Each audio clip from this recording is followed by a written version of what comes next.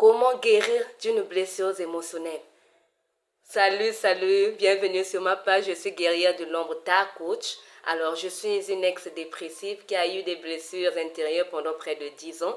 Alors, aujourd'hui, j'ai été inspirée d'assister gratuitement les personnes qui souffrent de dépression, des blessures intérieures, et je les aide à guérir de leurs blessures.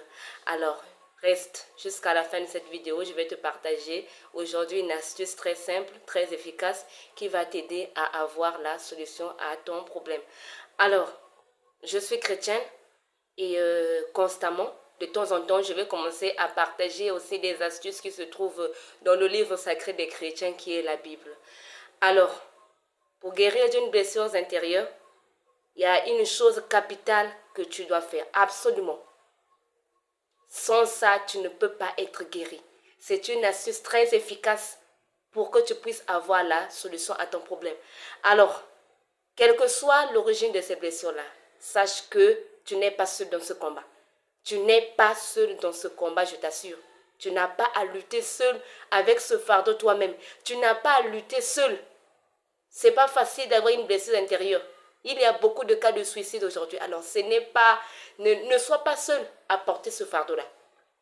Alors, ce que tu dois faire, dans un premier temps, lorsque tu as une blessure intérieure, ne sois pas trop pressé d'en finir avec cette blessure-là. Parce que plus vite tu vas essayer d'en sortir et plus ça te fera mal. Ce que tu dois faire dans cette vidéo, la première astuce que je vais te donner dans cette vidéo, c'est que tu dois pleurer ton malheur. Tu dois te sentir mal. C'est-à-dire que tu dois ressentir de la tristesse face à la situation. C'est quoi le but de la tristesse? Le but de la tristesse est de te permettre de revenir à toi. Tu dois prendre le temps de te sentir mal. Tu dois prendre le temps de pleurer. Tu dois prendre le temps de laisser exprimer tes émotions. La tristesse, tes larmes-là, ne sont pas synonymes de faiblesse. Ça ne montre pas que tu es pleurnichard, mais ça montre à quel point tu es fort. Ça montre le niveau de bravoure que tu as. Écoute, quand tu as une blessure intérieure, la première chose à faire, c'est que tu dois l'accepter.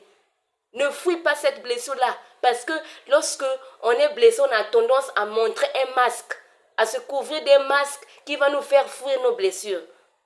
Fuir ta blessure ne t'aidera pas.